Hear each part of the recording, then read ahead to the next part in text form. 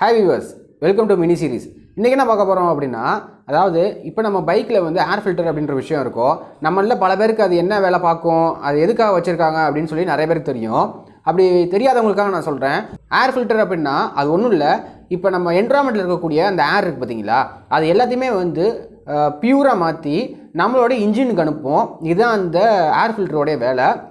அதாவது என்விரான்மெண்ட்டில் பார்த்தீங்கன்னு வச்சுக்கோங்களேன், அதாவது நம்மளுடைய சுற்றி இருக்கக்கூடிய காற்று பார்த்தீங்கன்னு வச்சுக்கோங்களேன், அழுக்காக இருக்கும். அந்த அழுக்காக இருக்கக்கூடிய காற்று அப்படி இன்ஜினுக்குள்ளே போச்சுன்னு வச்சுக்கோங்களேன், இன்ஜினுக்கு வந்து சீஸ் ஆக சான்சஸ் நிறையா இருக்குது. ஸோ அப்படிப்பட்ட ஒரு அழுக்கான காற்று வந்து உள்ளே போகக்கூடாது அப்படின்னா அந்த ஏர் ஃபில்டர் இருக்குது பார்த்தீங்களா, அது வந்து அந்த இடத்துல அதோட வேலையை பார்க்கணும். அதோட வேலையை கரெக்டாக பார்க்கல அப்படின்ற பட்சத்தில் ஒன்று காற்று உள்ளே போகாது, இல்லை அப்படின்னா அந்த போகக்கூடிய காற்று வந்து அழுக்காக இருக்கும். அப்படி அழுக்காக இருக்கும் பட்சத்தில் தான் நான் சொன்ன மாதிரி இன்ஜின் சீஸ் ஆகிறது. அந்த ஆயில் இருக்குது பார்த்தீங்களா, ஆயில் வந்து சீக்கிரமே கண்டாமினேட் ஆகிடும். ஒரு 2000 கிலோமீட்டர் வர வேண்டிய ஆயில் ஒரு 1500 கிலோமீட்டரு இல்லை 1200 கிலோமீட்டர் என்ன ஆகும் அப்படின்னா ஃபுல் அண்ட் ஃபுல்லாக ஒரு மாதிரி பிளாக்காக ஒரு மாதிரி ரொம்பவுமே அழுக்காக மாறிடும். அந்த மாதிரி சீக்கிரமே வந்து கண்டாமினேஷன் அப்படின்றதாயிடும்.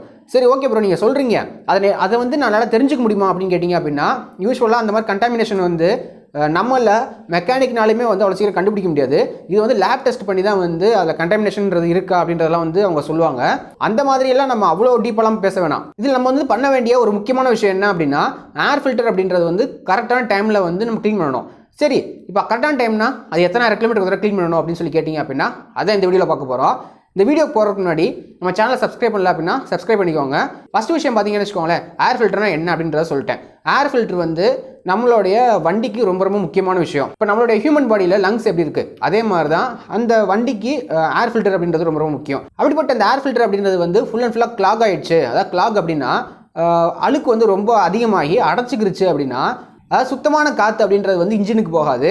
இன்ஜினுக்கு வந்து சுத்தமான காற்று போகாதனால கம்பஷன் அப்படின்றது வந்து ஒரு இம்ப்ராப்பரான ஒரு கம்பஷன் அப்படின்ற மாதிரி நடக்கும். ஸோ அது எப்படி சொல்ல, நார்மலாக போகக்கூடிய அந்த பைக்கோடைய பர்ஃபார்மன்ஸ் அப்படின்றது வந்து லேக் ஆகும். ஒரு 13 PS பவர் ப்ரொடியூஸ் பண்ணுது அப்படின்னா அதோடைய பவருமே கம்மியாகும். ஒரு 50 கிலோமீட்டர் மைலேஜ் தருது அப்படின்னா மைலேஜுமே வந்து 35-40 அந்த அளவுக்கு அதோடைய மைலேஜ் ட்ராப்புமே இருக்கும். ஸோ லாங் டேர்மில் ஏதாவது ஒரு பிரச்சனை வருமானு கேட்டிங்க அப்படின்னா லாங் டேர்மில் பிரச்சனை வரும். எப்போ அப்படின்னா அந்த அழுக்கான அந்த ஏர் ஃபில்டர் பார்த்தீங்களா, ஒரு லிமிட்டுக்கு அப்புறம் அந்த ஏர் ஃபில்டர்னால அந்த காற்று வந்து பியூரிஃபையே பண்ண முடியாமல் ஃபுல்லாக அடைச்சி போய் ஒரு கட்டத்துக்கு அப்புறம் என்ன ஆகும் அப்படின்னா அழுக்கான காற்றை உள்ளே அனுப்ப ஆரம்பிக்கும். அப்போ தான் வந்து இந்த இன்ஜின் சீஸ் ஆகக்கூடிய பிரச்சனை, இந்த மாதிரியான பிரச்சனைகள்லாம் வந்து கொஞ்சம் கொஞ்சமாக வர ஆரம்பிக்கும். ஆனால் அதுதான் வரதுக்கு வந்து ரொம்ப வருஷங்கள் ஆகும். ஸோ உடனே எடுத்த உடனேலாம் அந்த பிரச்சனைலாம் வராது. ஆனால் நம்மளுக்கு நம்ம பண்ண வேண்டிய ஒரு பேசிக்கான விஷயம் என்ன அப்படின்னா, கரெக்டாக ஒரு 3000 கிலோமீட்டரு ஒரு 4000 கிலோமீட்டருக்கு ஒரு என்ன பண்ணலாம் அப்படின்னா ஏர் ஃபில்டர் அப்படின்றத க்ளீன் பண்ணலாம். இன்னும் சிம்பிளாக சொல்லணும்னு வச்சுக்கோங்க, வண்டியை சர்வீஸ் கொடுக்குறீங்கல்ல, அப்போ அவங்களே வந்து மெக்கானிக்கே என்ன பண்ணுவாங்க அப்படின்னா ஆயில் சேஞ்ச் பண்ணுறது, ஸ்பார்க்கில் க்ளீன் பண்ணுறது, ஏர் ஃபில்டர் க்ளீன் பண்ணுறது, அப்புறம் கார்பரேட்டர் க்ளீன் பண்ணுறது. இப்போ கார்பரேட்டர் கிடையாது, ஃபுல்லாக ஃபியூல் இன்ஜெக்ஷன் ஆகிப்போச்சு.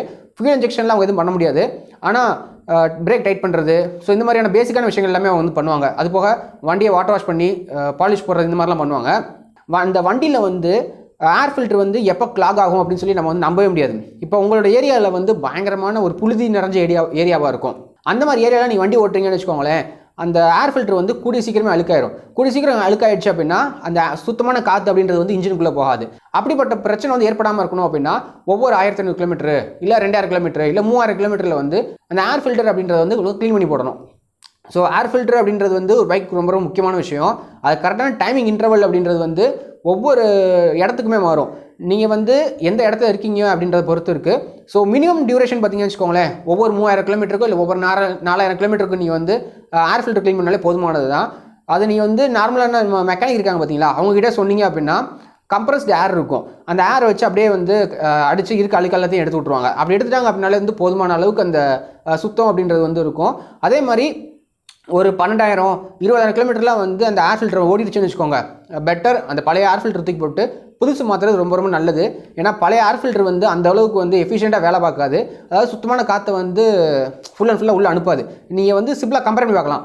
20,000 கிலோமீட்டர் ஓடின ஒரு ஏர் ஃபில்டரையும் புதுசாக ஒன்று ஏர் ஃபில்டரையும் வச்சு பார்த்தீங்கன்னு வச்சுக்கோங்களேன், புதுசாக வாங்கின ஏர் ஃபில்டர் அப்படின்றது வந்து ஃபுல் அண்ட் ஃபுல்லாக எல்லோயிஷாக பார்க்க அவ்வளோ அழகாக இருக்கும். ஆனால் பழைய ஏர் ஃபில்டர் பார்த்தீங்கன்னு வச்சுக்கோங்களேன், அதுமாதிரி லைட்டான ப்ரௌனிஷாக இருக்கும். அந்த ப்ரௌனிஷான ஒரு கலர் எதனால் வருது அப்படின்னா சுற்றி இருக்கக்கூடிய அந்த அழுக்குனால தான் அந்த ப்ரௌனிஷான கலர் வரும். ஸோ அந்த மாதிரி ப்ரௌனிஷான கலர் வந்துருச்சு அப்படின்னாலே பெட்டர் நீங்கள் வந்து புதுசாக ஏர் ஃபில்டர் மாற்றுறது ரொம்ப ரொம்ப நல்ல விஷயம்.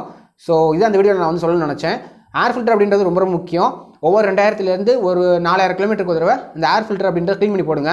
க்ளீன் பண்ணிங்க அப்படின்னாலே வந்து மேக்ஸிமம் வண்டி வந்து இந்த லேகாகி போகும். அந்த வண்டி திரும்பினோட ஒரு மாதிரி கப்புன்னு அடைக்கிற மாதிரி ஒரு ஃபீலு, இந்த மாதிரியான விஷயங்கள் எல்லாமே வந்து மேக்ஸிமம் தவிர்த்தரலாம். ஸோ அந்த மாதிரி லேக் ஆகுது, வண்டி வந்து கொஞ்சம் ஸ்ட்ரக் ஆகுது அப்படின்னாலே வந்து அதுக்கு ஏர் ஃபில்டரும் ஒரு ரீசனாக இருக்கலாம். அது வந்து ஏர் ஃபில்டர் தான் ரீசன் சொல்லல, ஏர் ஃபில்டரும் ரீசனாக இருக்கலாம். ஸோ அப்படிப்பட்ட ஒரு ரீசனாக இருக்கும் பட்சத்தில் கண்டிப்பாக உங்களுக்கு வந்து அது வந்து ஒரு நல்ல ஒரு சொல்யூஷனாக இருக்கும். ஓகே, இந்த வீடியோ உங்களுக்கு யூஸ்ஃபுல்லாக இருக்குன்னு நினைக்கிறேன். வீடியோ யூஸ்ஃபுல்லாக இருந்துச்சு, இன்ஃபர்மேஷனாக இருந்துச்சு, லைக் பண்ணுங்கள். இந்த வீடியோ உங்கள் ஃப்ரெண்ட்ஸோட ஷேர் பண்ணுங்கள். உங்களுக்கு ஏதாவது டவுட் இருக்குது அப்படின்னா மறக்காம கமெண்ட் செக்ஷனில் தெரியப்படுத்துங்க. இந்த வீடியோ மாதிரியே இன்னும் பல வீடியோஸ் பார்க்கணும் அப்படின்னா மறக்காம சேனலை சப்ஸ்கிரைப் பண்ணுங்கள். இதே போல் இன்னொரு வீடியோ மீட் பண்ணுறேன். பை.